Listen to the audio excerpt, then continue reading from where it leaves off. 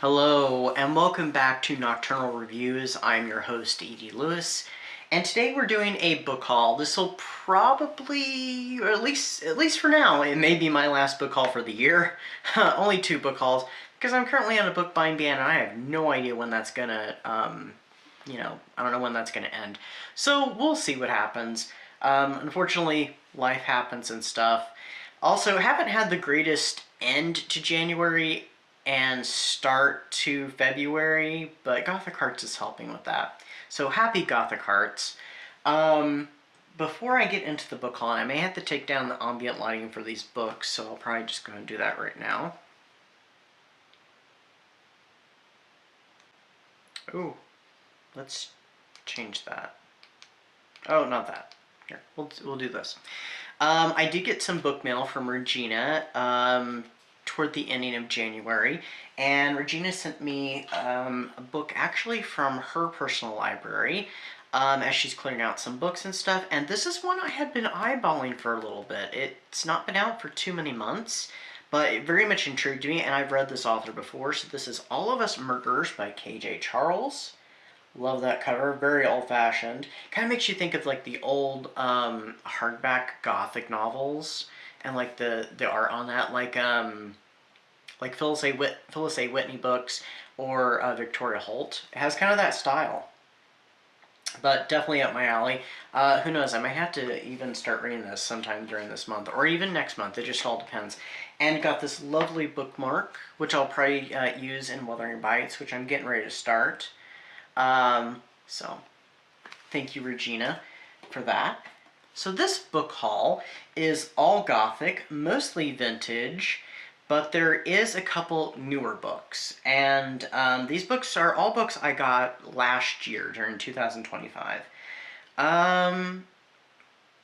Let's start with the nonfiction book, then I'll do the retro, and then I'll do like the last books I purchased.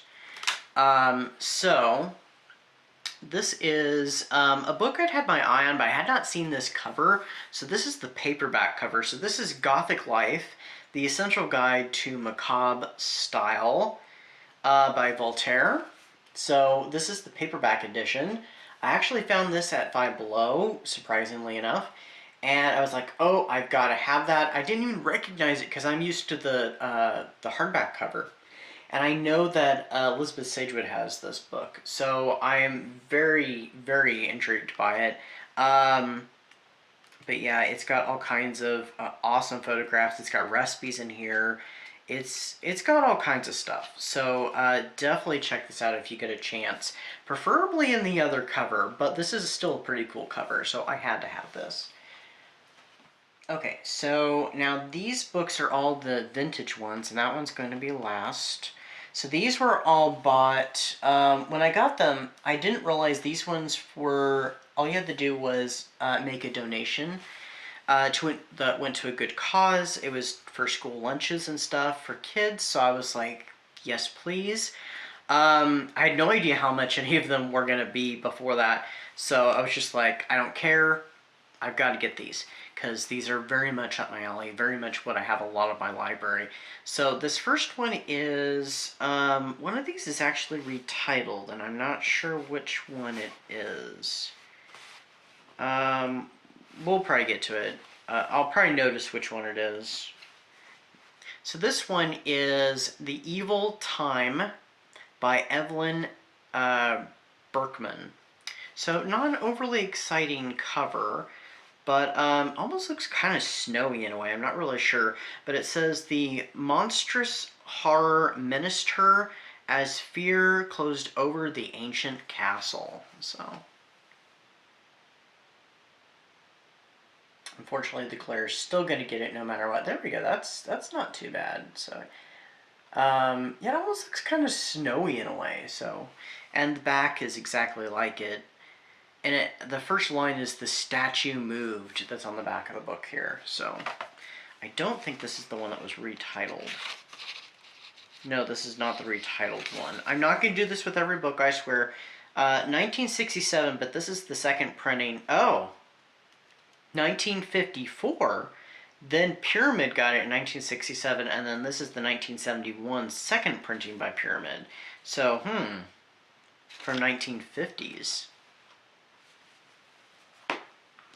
Then we got this one. I'm going to try and figure out which one is the one that's been retitled. I'm not sure. I know it's one of these. So, well, actually, there's another book in here that has been retitled too, but that'll be the last one of this bunch. So this is The House at Hawk's End by Claudette Nicole. Had she come here of her own free will, or had she been sent by an evil force from the past?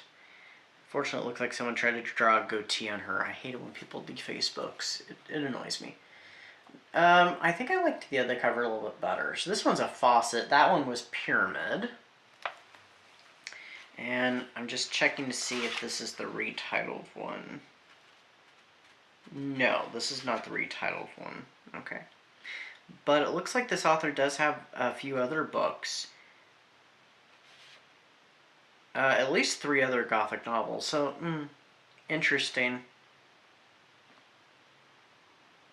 Jean stared in fear at the old woman, but her young voice was steady.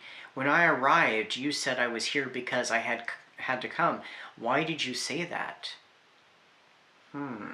Interesting. So,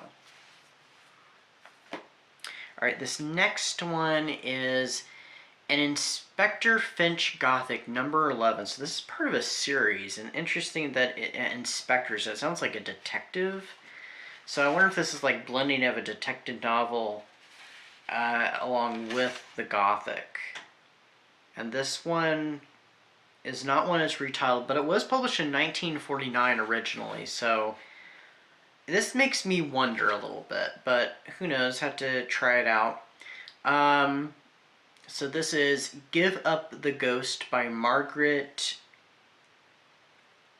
Erskine? Traditional woman running from the house. Like I said, this one kind of makes me wonder just a little bit, is it Gothic or not? We'll just have to see. I don't think it gives a publication date beyond 1949. Yeah, no, it doesn't. But it's from Ace, and Ace is first in Gothic, so I don't know how many Ace, try to pass off as not as, Gothics that weren't really Gothics. Okay, so this next one is no stranger to the Gothic Hearts Reading Challenge. I believe this was in the first Gothic Hearts Reading Challenge, and it was read by author D.L. Tillery. So this is Castle in the Swamp by Edison Marshall, a tale of old Carolina in which 2 lovers defy an evil master. So here's the book.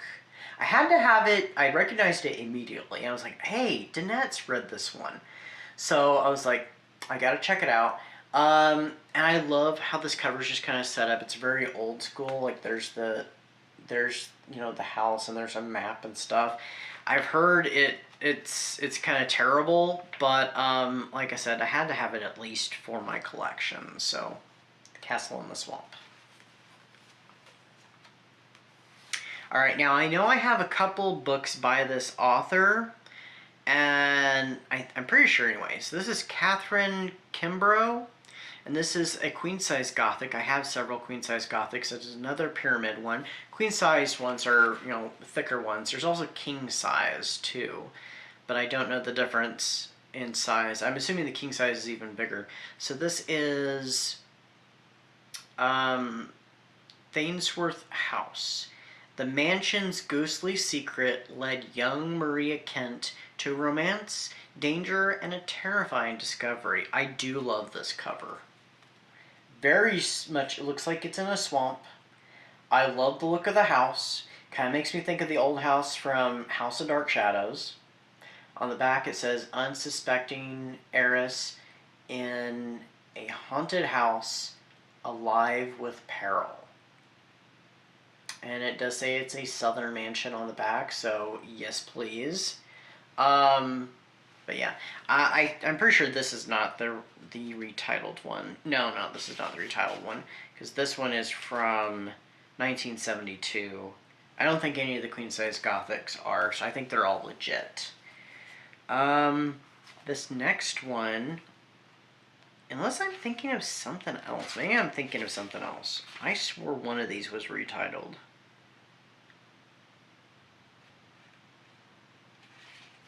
I know the next book is a retitle, but I swore one of these other one was. Okay, maybe not. So this one is Megan by Mary K. Simmons, author of The Heritage. She was chained to the horror of a dead girl's past, a novel of chilling danger and suspense. So, there's not really a house with a light on, but there is like a tower with like a clock lit up, so that's something a little bit different. You can't distinguish too awful much from this cover. It's a dull Gothic. It says on the back, the evil Megan did live. The evil Megan did lived after her? Lived after her? Okay, I don't know. So, interesting. I'm not crazy about the cover, but, you know, it might be fun. Oh, yay. And look what's advertised in the middle of the book. Cigarettes. And radios and cameras. So, okay, that's, you know, not too bad. But that first ad, oy. We'll be right back after these messages. It's that time of year again. It's the Gothic Hearts Reading Challenge. Please tune in to Regina's Haunted Library for all the details and her co-hosts, and join the fun for another year of Gothic romance and Gothic goodness. Hey there! This month's featured book is Cagliostro, Tale of the Libertin by author D.L. Tillery, the Mistress of Horror. If you like dark fantasy, you like a little bit of romance, monsters, and a bit of Gothic atmosphere, check out Cagliostro, Tale of the Libertin. It is available in all formats and on all platforms. Okay, so this is the last of the vintage Gothics, and this one was a little worse for wear, so that's why it's got some tape on it, unfortunately. I've had to do some doctoring to try and repair it. I did not realize what this book was at first, till I got it home later. And, so this one has been retitled. It is a Gothic novel. It's a classic Gothic novel. Not very popular, but it has been retitled by Paperback Library, and that is The Garden of Evil by Bram Stoker, also known as The Lair of the White Worm. So, yeah, that's the one. I've heard terrible things about it. I've heard the movie is much better than the book, but even back in the day, this book did not do very well. Mimi Watford faces death when the hideous legend of Caswell Castle comes to life. I do like this cover, though. I do genuinely like this cover. So, I do plan on reading it at some point. You know, Bram Stoker does have a few other Gothics besides Dracula and the short story Dracula's Guest. He has a mummy story. There is another... Actually, when I got this, I was thinking that maybe it was the, his redo of Dracula. He did do another Dracula-esque book later on, but it's not that one, with a female vampire. It doesn't take place in Transylvania. It's different. That's all I know. I thought that was this one, and then later I saw, oh, it's Lair of the White Worm. That's okay. So, yeah, he does have, you know, a few other Gothic novels out there. Alright, so these are the last books that I bought during last year and stuff. So these ones came from my local book con. One of these was a discount because they were running a sale to get rid of some of their old books. And one of these is a book that I've wanted for almost a year now at this point. Almost a year. So I'm going to do that one last. So this one I had my eye on since I first went into the store. And then I got it since it was on the clearance. And this is The Narrow by Kate Alice Marshall. So this is a YA book. They say what the river takes never returns. They are wrong. So, a modern Gothic. But yeah, this was one I had my eye on. So, And it's the only hardcover in this entire book haul. So I really liked, thought it was a really cool looking book and stuff. And it did kind of intrigue me a little bit. So I think it delves into maybe a little bit of dark academia. I'm not entirely sure. I like to go into books anymore fairly blind anyway. So, and then the very last book is one that actually somebody mentioned that they're potentially reading it for this month. So I thought that was perfect.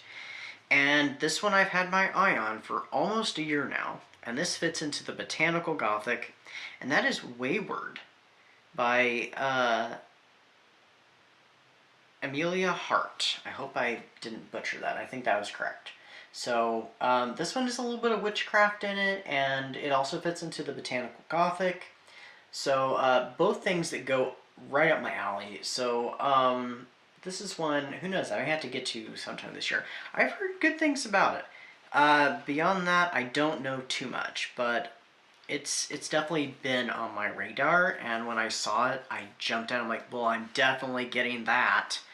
So, yes, please. So, that is my book haul. I hope everybody's having a great Gothic Heart so far. What are you up to? What are you watching? What are you reading? What are you doing? If you're doing any of the activities, whether you're following prompts or not, using prompts for books or using prompts for movies or what have you. What are you up to? Please let me know in the comments down below. And make sure to hit like, subscribe, and I will see you all very soon with another video. Until next time, bye-bye.